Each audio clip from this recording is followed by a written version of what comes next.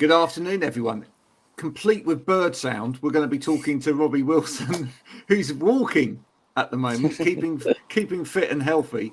But first of all, let's just have a little advert from our sponsors.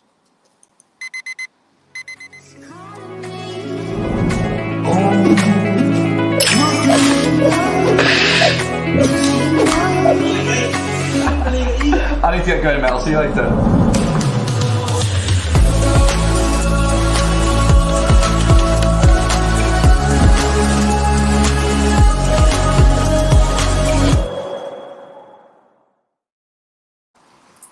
Robbie, this is an absolute first. Thank you for this.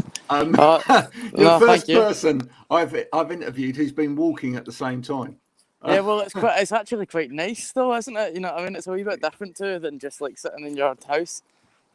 It's good. It's healthy. It's, mind you, it looks. I mean, is it just the wet hair look, or is it actually damp where you are? No, it's actually wet. As you can see, here's a big puddle. But it's actually wet. So I apologise for that. The building that I was in, I was having really bad connectivity issues trying to get into the interview. So I was just like, do you know what? I'm just gonna leave and walk. Absolutely. No, that's the way to do it.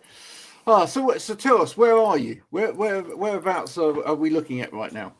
You're looking at like the grey light of Scotland, and a place called Cumbernauld, which is like Glasgow's unwashed armpit.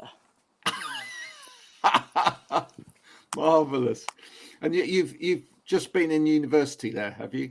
Yeah, it's like I was just in like doing some like recording stuff, using the facilities that they've got there. Yeah, fantastic. Do you get involved in working with students at all? Yeah. Yeah. What music students? And it's quite interesting because my son's studying film at university at the moment. He's in his third year. Yeah. It's the same thing where you are there, that's quite a good lot of talent coming out in the different subjects like film, etc., that you can kind of tap into if you want to do like a video or something like that. I mean, yeah, I suppose so. I'm not like super like glued into these kind of channels just now, or whatever. But I definitely think that there's like a lot going on in that sense, and a lot of like talented young people involved in this kind of thing, Yeah. But just now we've kind of got like our own wee group of people who have our own kind of wee niche skill sets within the arts, Brilliant. So, but it's all very much in house. So, you've been going for a while. The Kundalini Genie. I mean, this is a project that's been going, or band that's been going for quite some time now. Yeah. How did it start? Just back around like sometime in 2017 or something like that. I was kind of just like writing songs and messing around. I was involved with some band members, and we had another band that just wasn't going anywhere, man. The people involved with it weren't nice people. That was me looking both ways before crossing a road, by the way. So road safety for anybody. Very important, children. Remember that. Yeah. And adults, to be honest. In fact, I see a lot of adults don't look when they cross the road these days. Yeah, for sure.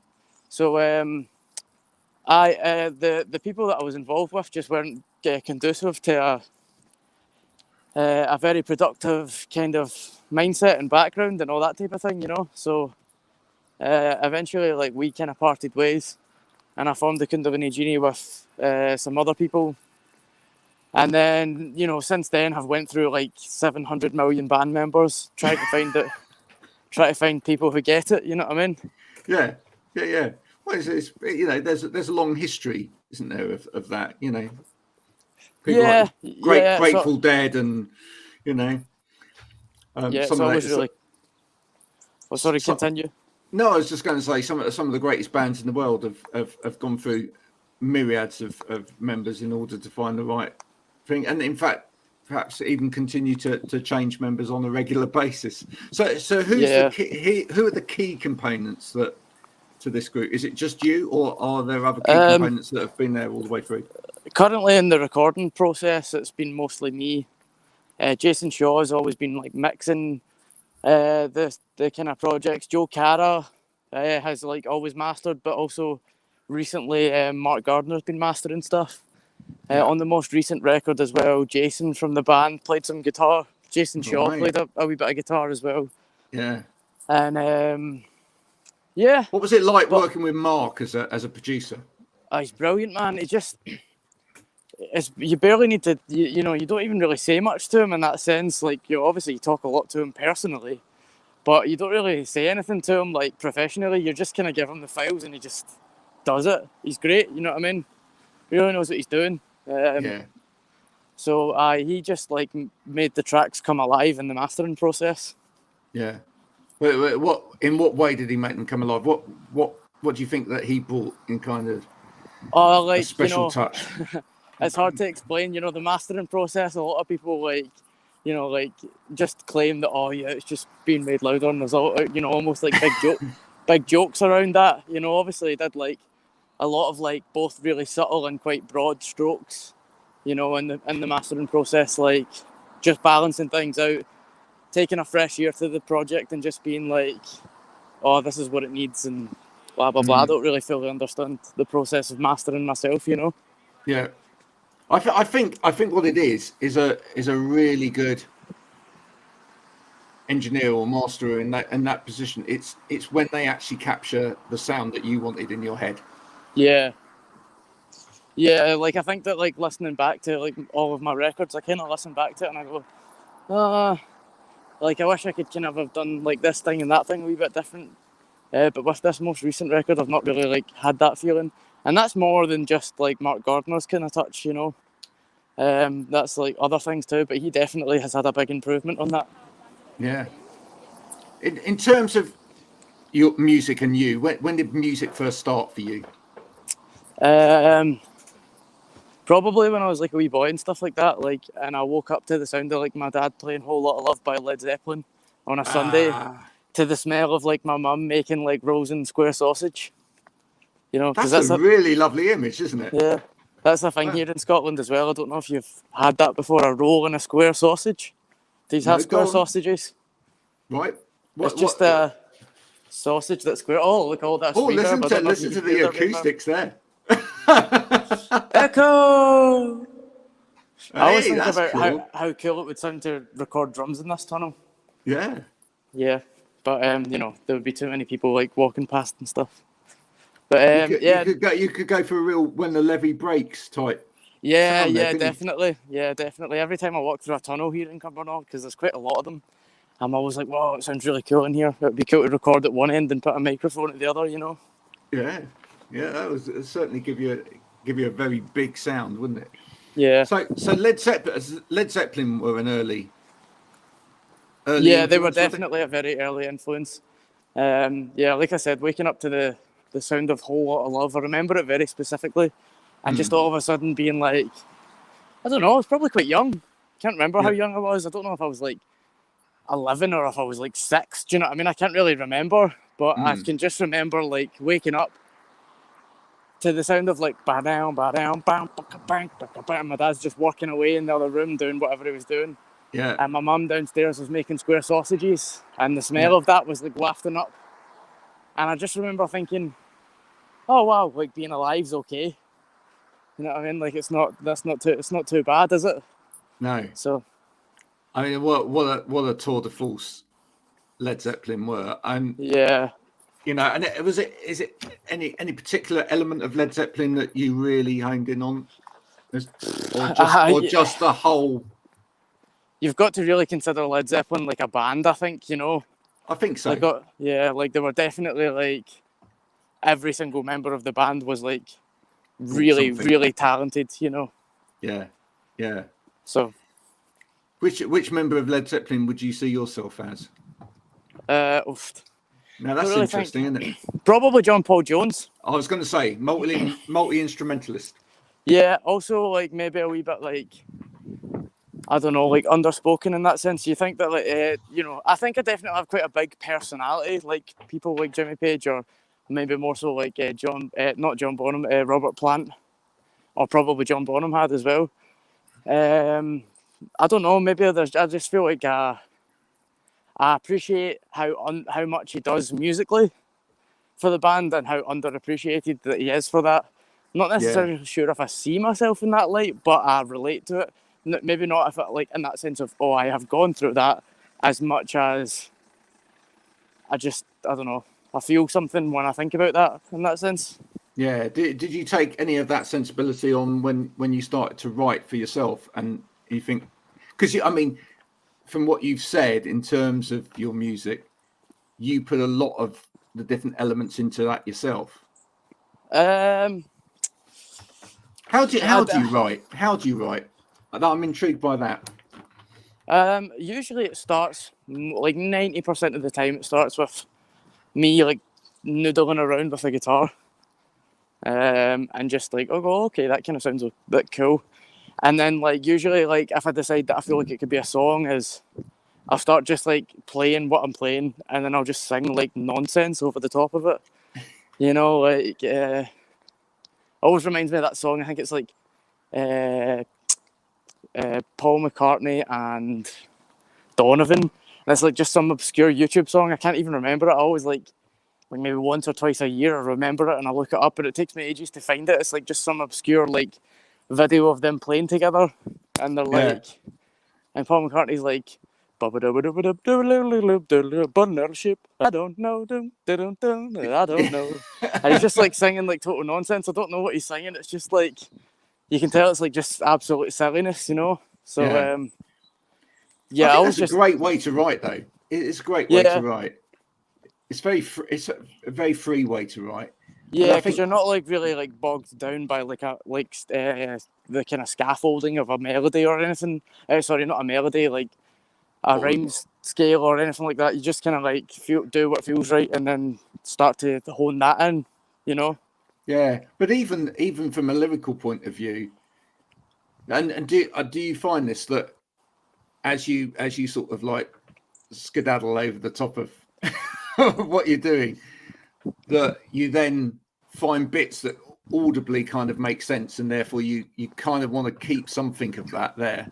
Yeah, like there was one thing I actually did this like right before this interview. What was it, before you hit the ground or something, and it was just the way that it sounded like in the vocal melody, and I thought about like the imagery of like falling, and like, or like not necessarily falling like physically, but also in like the metaphorical sense. Yeah, you know, like almost that right before you hit rock bottom, and that's like the crux of the song, you know, like, and the way that Bob Dylan's "It's All Right Ma," not that I'm comparing myself to him, but you know, at the end of the verses, it would just kind of do this like, "But it's all right, Ma, I'm only sighing," like that kind of thing. It's kind of like that's like the part of that's that part of the song, and yeah, so I definitely like to keep those kind of aspects. I just warn you, I'm about to enter my parents' house, and there's a wee. Oh, okay. Is there a dog? There's no dog, no. But I thought there was no one in, so I was gonna. I thought there was gonna be a wee alarm go off before you have to like turn it off, but yeah, it'll be fine. Normally it's a dog, you see. Yeah, it's normally a dog. Yeah. Normally when we have these situations, it's a dog, and then you know all hell breaks loose. What I normally find is that I have a dog, and this happened to me earlier in the week, that the dog was here, quietly lying on the floor, and it was absolutely still, hardly moving all day until I went live on air, and then it suddenly perks up.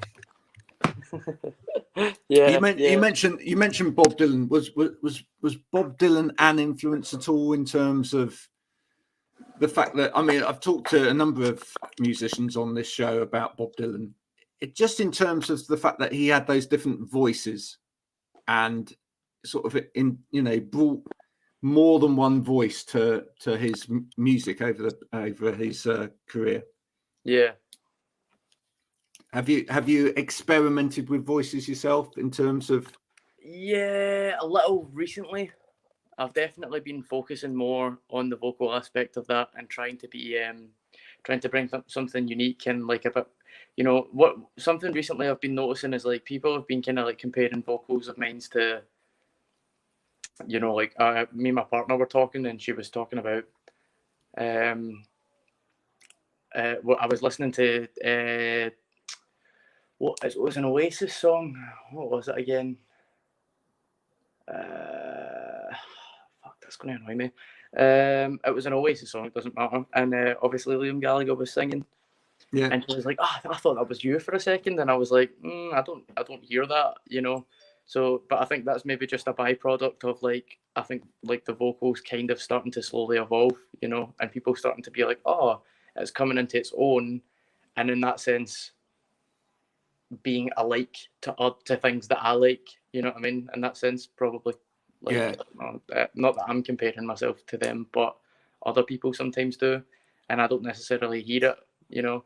I'm definitely trying to like expand my like vocal tone and range, you know. I think you as a singer, and it's always an interesting conversation. And the best book I can recommend to read from a singer's perspective, having been a singer myself, is the Tracy Thorn book about singing, Naked at the Albert Hall. I think I've mentioned it before to someone. It's fantastic. It's the best expose of being a singer for a singer to read. It's just brilliant. It gets in the mind of, you know, what the expectation is for a singer. But as anyone that sings, you can't help but absorb other singers from around you that you listen to. Yeah, I think so. But at the same time, you always want to try and find your own voice. Yeah. And you naturally, as a singer, will have your own voice. But there's definitely mannerisms, or there's definitely things that you take from what you hear that creep in. I mean, one of the things she talks about, for example, is the fact that there's very definitely sort of English voices and then American voices. Yeah. And you know, the way that you end vowels and things like that are very, you know, you can do it in a very English way or a very American way. Yeah, I guess Liam's pretty English in that respect, but it is with swagger. That's the thing, you know. Maybe it's the swagger element that maybe I would like to think so. That would be good, wouldn't it? Yeah. I mean, that's the one bit of, if you were singing like Liam, you'd want to take that swagger, that kind of almost not nonchalant. Yeah, like arrogance. You can tell he's not like. Yeah, he's not like really trying, but he is really trying. But he's not like, you know, doesn't look like he's really trying. You know. No. Almost that like Jerry Rafferty thing, like, you know, like when Jerry Rafferty sings, he almost seems like he's not really trying to sing, you know, but does a really good job of that. Which I really appreciate that. I mean, some of the bump that I had from you, I mean, mentioned the word psychedelic. Would you term yourself as psychedelic? Yeah, but like. But I'd say not completely. Yeah, like it definitely has influences from that. I definitely think that like as time goes on, I've always been really influenced by that type of music, but I've also been influenced by a lot of music that's a bit straighter than that, you know, like a bit like less far out than that, you know, like just straight up rock and roll and all that type of thing. But yeah, definitely take influence from it. The reason that I'd say I would still consider to say it is I like to think of psychedelic music as being like a derivative of the word, specifically in terms of psychedelic meaning, obviously, psyche. It comes from psyche and delos. Psyche being the human body, mind or spirit, and delos coming from the Greek word, which means like to manifest. And obviously, you know, put them together and it's essentially like psychedelic meaning like the human body, mind or spirit manifested, you know. And I think that obviously if you if you listen to music and you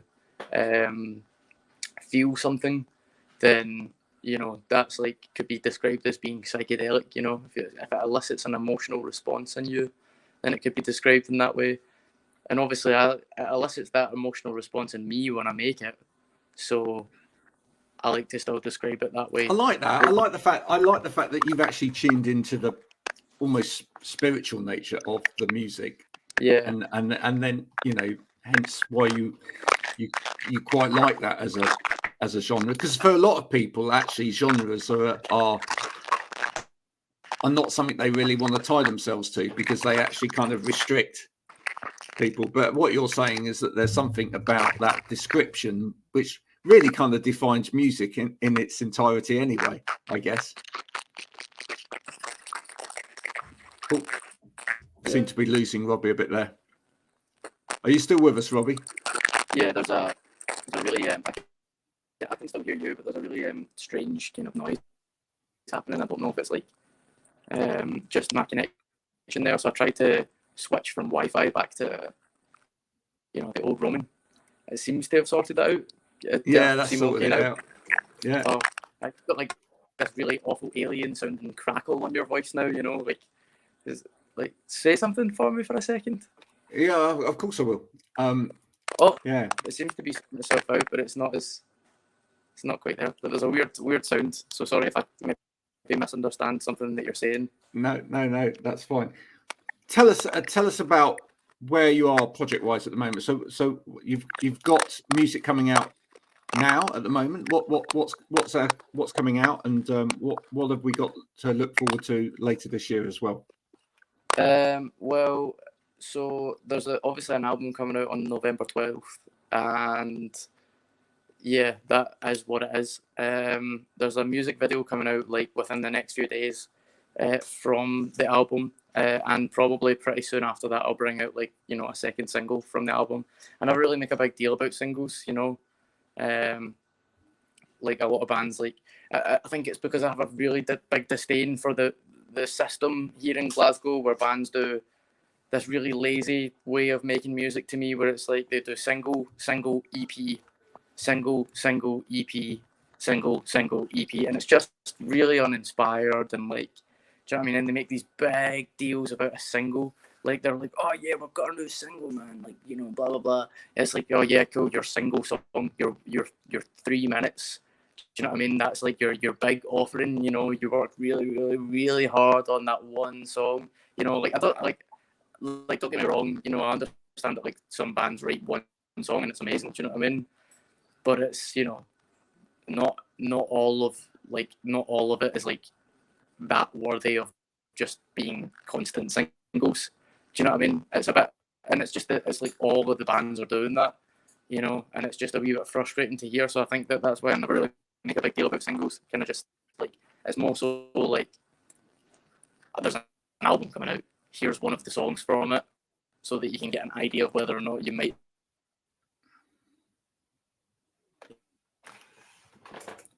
Oh, we are losing you. Oh no. Rather. Right. I keep losing you, Robbie, but I mean, for me, I'm still an albums person, and I really, I think there's an excitement in listening to an album that you don't get from listening to a single. I think it's that unpacking this entire piece of work, sitting down, actually giving yourself to an artist over an hour, 50 minutes, an hour, or whatever it is. It has a completely different emphasis to snatching onto a bit of a single for and that's the thing. Quite often people with singles don't even listen to the whole single. They just go, oh yeah, that's great, that's a song, because they've heard a bit of chorus and that's enough. They've almost taken what they want from it. An album, you have to designate time, so for me that's important. Yeah, absolutely. I think we've virtually lost you. I'm really sorry about this. The gremlins have come. What's that? Robbie, I said I think we've nearly lost you because of the gremlins, but it's been a pleasure meeting you today. Thank you. Thanks for your time. We'll make sure that we put the links into the music so that people can go and download it. Please, guys, buy it. Don't just stream it. Buy it. That's the important thing. Keep Robbie busy. Robbie, thanks for joining me today. Right. Thanks for your time. Bye for now. Thank you for having me.